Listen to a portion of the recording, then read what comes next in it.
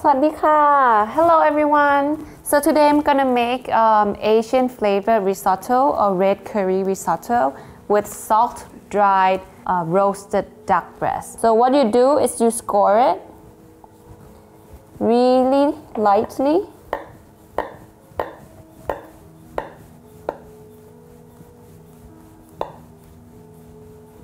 This on the other side as well. Pierce through the skin. Duck has to be marinated with salt overnight for the salt to extract all the moisture from the skin. It's become really crispy and well seasoned. And then you would leave this uncovered in your refrigerator. Alright, so we start with the curry paste. We're gonna chop all the ingredients. So I'm gonna start with this cilantro root. It has really nice smell and would add a depth to all the dishes. Shallots, it's really small and sweet.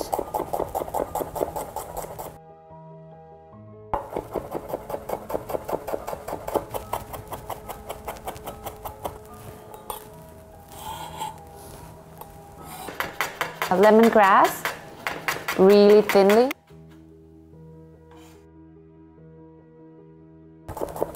Garlic.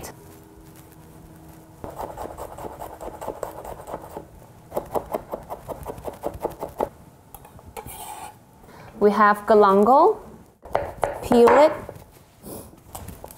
Smells similar to ginger too, but it's more mellow. If you cannot find galangal, you can also substitute with ginger as well. And then this one, it looks like lime, but it's actually kaffir limes. I'm gonna use only the zest of it. It's really important to cut everything really small because it's easier to pound it. Dried chili. There's the small one, the big one, the fatter one. This one is the big long one, which finger chilies. It's not too spicy. I would recommend this. We don't want our risotto to be too spicy, but it must have that kick.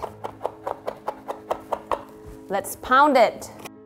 The salt acts as a friction. You want the chilies to be grinded up first.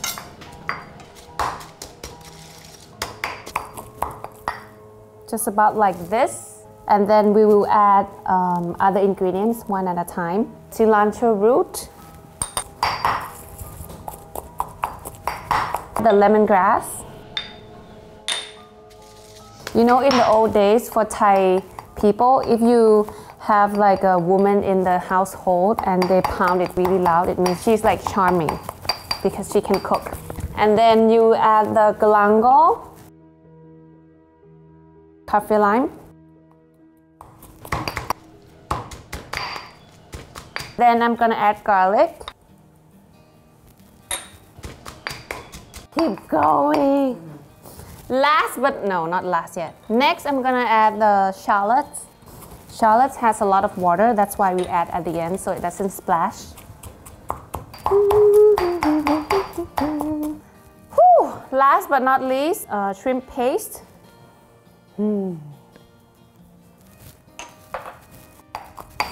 Coming together.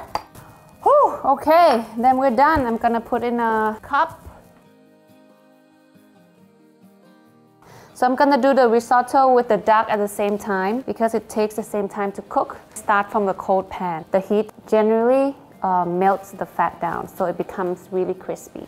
The authentic risotto, they usually, saute onions and then add the rice, but this one I will saute the curry paste and then add the rice. One portion of rice, I would put like 1 tablespoon. Saute it for around like 2 minutes.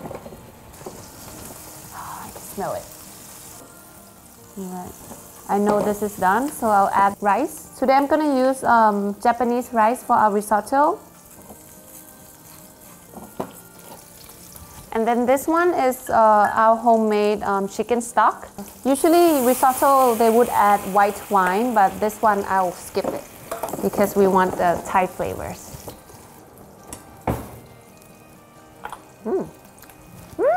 Good. More oil from the duck fat, so I'm gonna take it out. Keep stirring your risotto. Some restaurants, they would cook the rice until like 50% cooked, and they would, cool it down. And once the ticket come in, they would heat it up, finish it, and then put butter, put a lot of cheese in it, and then ready to go.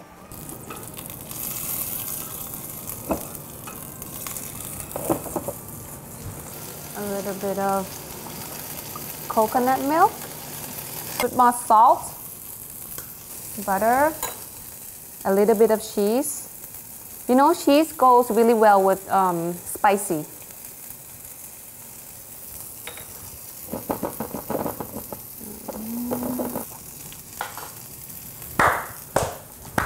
Good, it's creamy, it's spicy, umami. There's a lot of aromatic going on. Wow, like flavor bomb.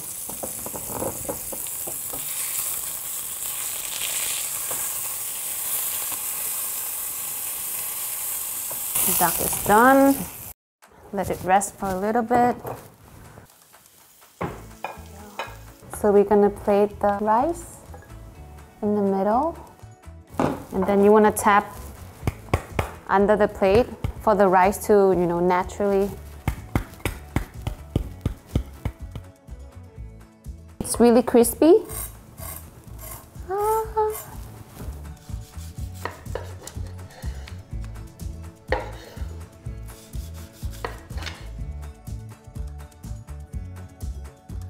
Some micro herbs.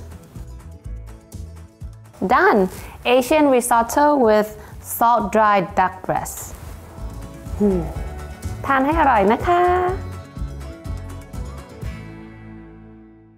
So usually when I did this with my mom when I was young, we used to do it on the floor, sit down like this without legs and then do this on the floor. Nice workout. So next I will add the, what is this? สวัสดีค่ะ Hi everyone. So today I'm gonna cook you one of my family's favorite. I remember that my mom used to make this dish every Sunday in a big pot, and she would freeze it into small batches, keep in the freezer, and then defrost it whenever my dad wants to eat. So the dish is a combination of marinara and bolognese, but today I'm gonna make it to my own version. I'm gonna use this Chinese sausage. It's made out of pork and fat in there, and it's a little bit sweet. So I think the sweetness in this sausage is a good combination with the acidity in the marinara sauce. Chop this up. Doesn't have to be like perfectly chopped because we're gonna saute it and then we're gonna blend it in a rubber coupe. So I'm gonna saute these until it's really dark, almost burnt. It will give another depth of flavor into our sauce as well. All in. A little bit of color, I would turn the heat down. So you know when it's done, when you can, smell the aromatic of the pork, and then you can see that the colors start to form. Some of it burnt more than others like this, but when we grind it, it's all gonna combine. While waiting for the Chinese sausage to rest and a little bit cool down, we're gonna make the sauce. So for the sauce, it's really easy, not a lot of ingredients, and it's so delicious. First of all, you need chopped onions. Half an onion. So you want to chop quite fine this one because you don't want to have like big chunks of onion in your sauce. Olive oil. You don't want a lot of color, but you want the onion to release its flavor and make the onion really sweet. Garlic.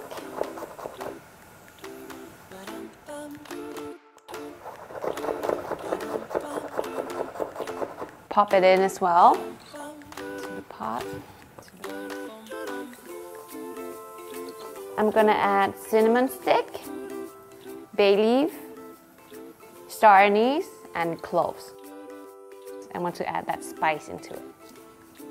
Pop it in. And then canned crushed tomatoes. Wow, I can smell of my mom now. You would season with salt in the beginning and then later at the end just to adjust the flavors, and then a little bit of chili flakes.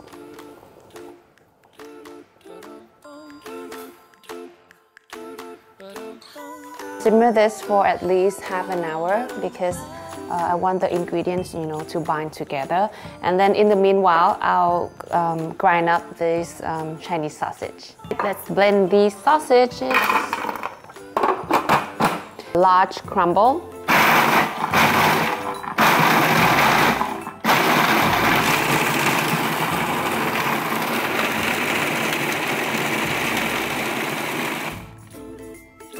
Big pieces of the sausage, as you can still see.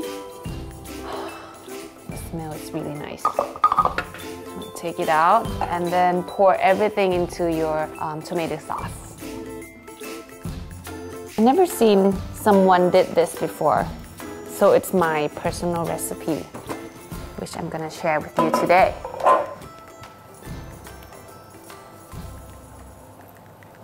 Wow, smells really nice. Coming along. All right, so the sauce have been simmered for at least 40 minutes already. All the ingredients in here are combining together now. So you don't want to put all of the salt in the beginning because the sauce will reduce a little bit.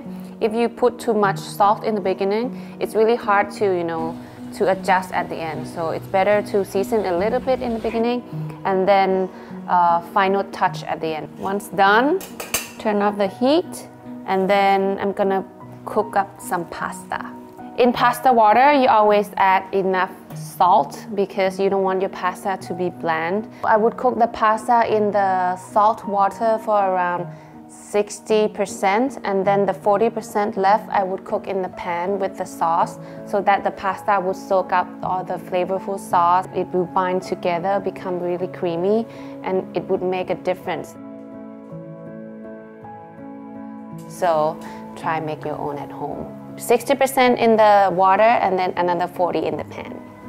All right, so the pasta is done. I'm gonna take it out, put it into the pan, and then mix with the sauce. Turn on the heat.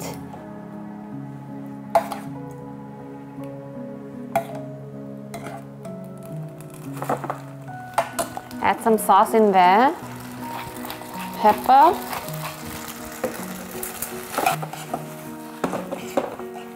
So if the pasta becomes too dry in the pan, you can add the pasta water and it adds the creaminess to the pasta. Yummy!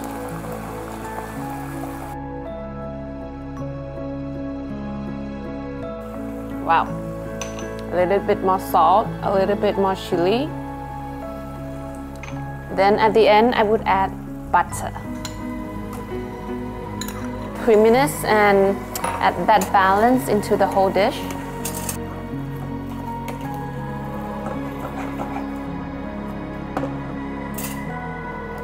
Turn off and then plating. So creamy! When I see this, it reminds me of the flavors that my mom used to make, but this won't taste the same. Very simple, but delicious.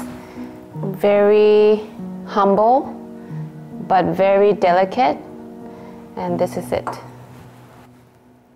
My own take on my mom's cooking. Eat.